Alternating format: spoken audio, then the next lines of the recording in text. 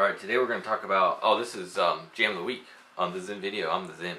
Thanks for joining. Today we're going to talk about Courtney Marie Andrews' album, Honest Life. It's a fairly new one from her. I think it was released maybe in the last part of 2017.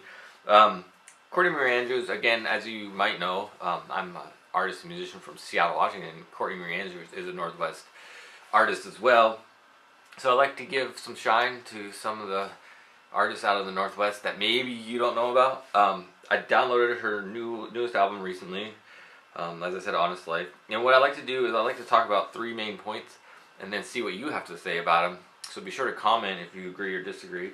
If you've never heard of it before, go listen to the album and then come back and talk to me. But I like to talk about sonic landscape. Like when I listen to the whole album, like where does it take me? Does it take me on an adventure?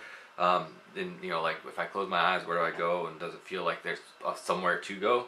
Production value, like what it felt like production wise in terms of choices, style, things like that. And then does it feel new, fresh, or inspired? Because new doesn't always matter with more genre oriented music, but does it feel inspired? Does it feel like they take that genre to a place that's inspired?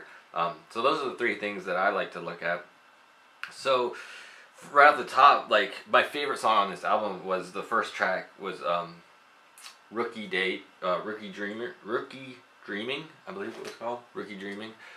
First song, and then I really liked Irene as well, which is the single that was released off the album. So let's talk about sonic landscape. So the first three songs like felt like a good sonic landscape to me. It was like the first song really grabbed me in. It felt like it really I love the idea of like what is that first thing you hear when you put the record on or the CD in, like as if you do that anymore. I know nobody does that anymore, but like what would it be like for you if you just put it on for the first time, you sat and you got your stereo on, you crank it up, and you sit down, and like what is that first impression? And this song really captures for me what Courtney Marie Andrews is about. Is like it's just like really great starting spot. It's like, okay, that was a great intro, and I really like the song in general. Just it's my favorite song on the album.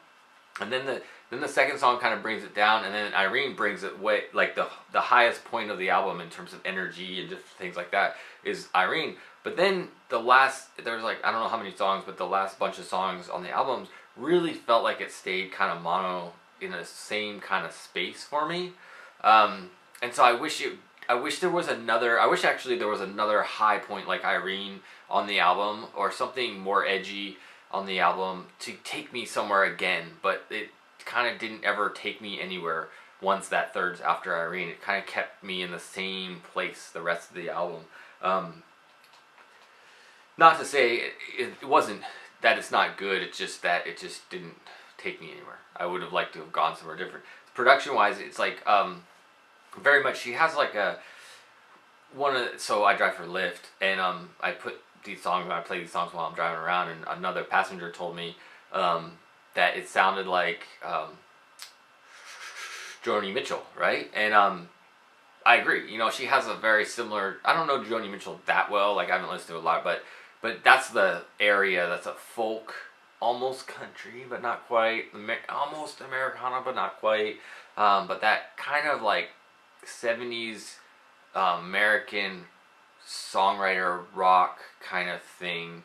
It's mellower, on the mellower side, and she's doing it. I mean, she's right in there, and like her voice is just like has a unique tone to me that just feels like inviting while I listen to it. So even though the album itself did not take me somewhere, her voice really sucks me in, and I just like listening to her singing, even if the bed of everything else didn't move me as much.